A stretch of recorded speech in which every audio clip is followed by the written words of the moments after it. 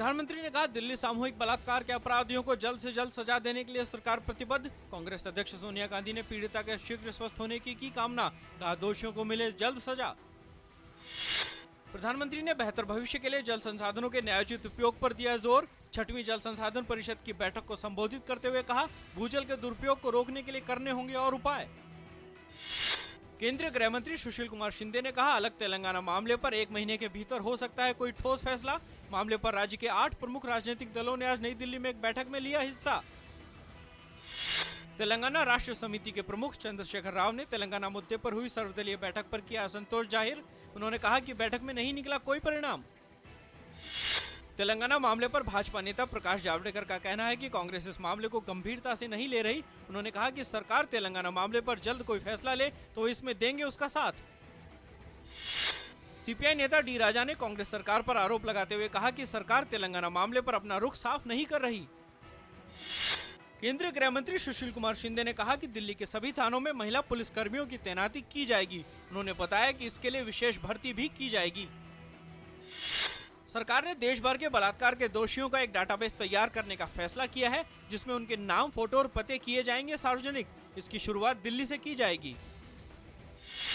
Singapore के mount Elizabeth अस्पताल में भर्ती सामूहिक बलात्कार की शिकार छात्रा के संबंध में अस्पताल का कहना है कि उसके सिर में गंभीर जख्म है, फेफड़ों और पेट में संक्रमण है और वह तमाम प्रतिकूल परिस्थितियों से जूझ रही है। अस्पताल ने कहा कि उसकी हालत अभी भी बेहद गंभीर बनी हुई है। राष्ट्रपति ने उच्च शिक्षा में गुणवत्ता पर दिया जोर। आज चेन्नई में एसआरएम विश्वविद्यालय के दीक्षांत समारोह को किया संबोधित। कांग्रेस आज अपना 127वां स्थापना दिवस मना रही है। इस मौके पर प्रधानमंत्री डॉक्टर मनमोहन सिंह, कांग्रेस अध्यक्ष सोनिया गांधी सहित पार्टी के कई वरिष्ठ नेता आज पार्टी मुख्यालय में रहे मौजूद। जम्मू कश्मीर के पुलवामा जिले में सुरक्षा बलों और आतंकवादियों के बीच मुठभेड़ में एक आतंकवादी के मारे जाने की खबर। जिले के चांद गांव में हुई गोलीबारी। टाटा को एक पारंपरिक औद्योगिक घराने से आधुनिक वैश्विक उद्योग समूह में तब्दील करने वाले 75 वर्षीय रतन टाटा आज हुए सेवानिवृत्त। समूह की बागडोर 44 वर्षीय साइरस मिस्त्री को। पाकिस्तान के पूर्व प्रधानमंत्री मरहूम बेनजीर भुट्टो और राष्ट्रपति आसिफ अली जरदारी के पुत्र बिलावल भुट्टो जरदारी ने कल पाकिस्तान की सियासत में औपचारिक रूप से रखा कदम। इस मौके पर बिलावल ने कहा कि वे अपने मुल्क की हिफाजत करेंगे और लोकतांत्रिक व्यवस्था को तानाशाह और आतंकवादियों से महफूज रखेंगे।